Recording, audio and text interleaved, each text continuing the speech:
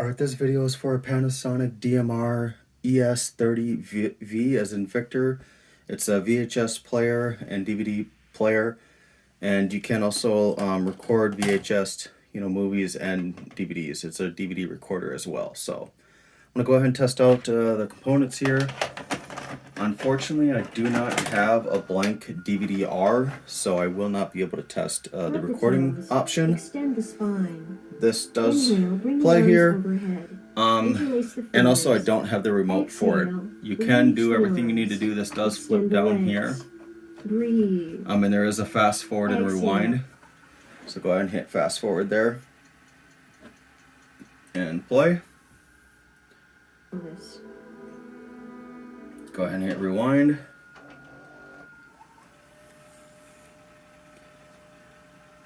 And play. Lift your chest. Press the feet.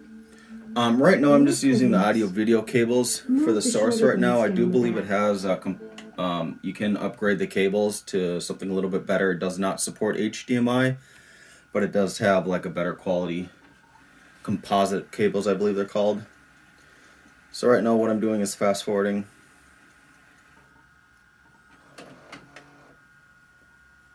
It's gonna kick into a higher gear here. I don't know if you can see the counter there. It's actually getting towards the end of the tape, so it didn't really get that fast. And I'll do hit play.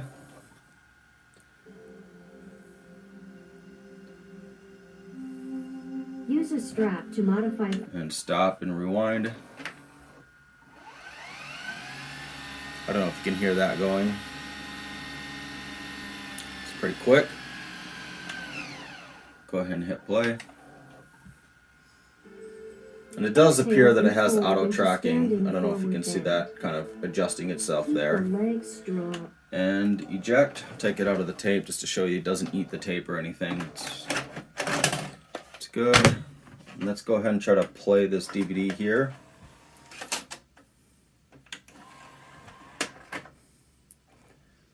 And again, I don't have the remote, but you can adjust from VHS to DVD. So I want to press this arrow over for DVD, and there that is.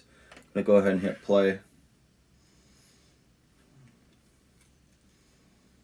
Now, this looks like it is only for the VCR, the fast forward and stuff like that, but most universal remotes should work on this.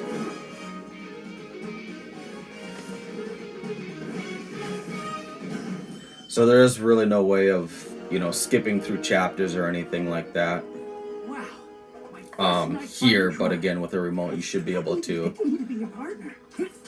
Remember your training, Robin. Be on the lookout.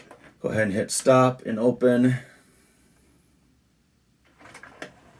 I will get some good pictures of everything. As you can tell, mechanically everything does work.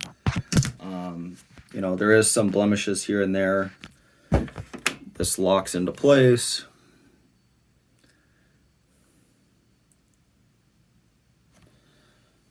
It's more the top where you can see some scuff marks and stuff. You can see that it's got some scuffing, but if you put it in an entertainment center, you shouldn't really see that. Here's the side. Here's the back. So here are the cables where you get that component cables with a little bit of a higher quality. And you got power here. This is for DVD, DVD and VHS combo out, so make sure you plug it into the top one if you plan on using both of those. This bottom one is for DVD out only, and that's where you can get that higher quality in DVD. You can either do S-video or that, and for audio, there is an optical. And then this is in, so if you want to bring in, say you have a handy, like a camera or something like that, or some other source you want to bring video in, you can here. And with S-video, and then you got your TV, your tuner. There's this side. And also the front of this, right here, where you can pull this down. That's where you can bring in audio and video as well.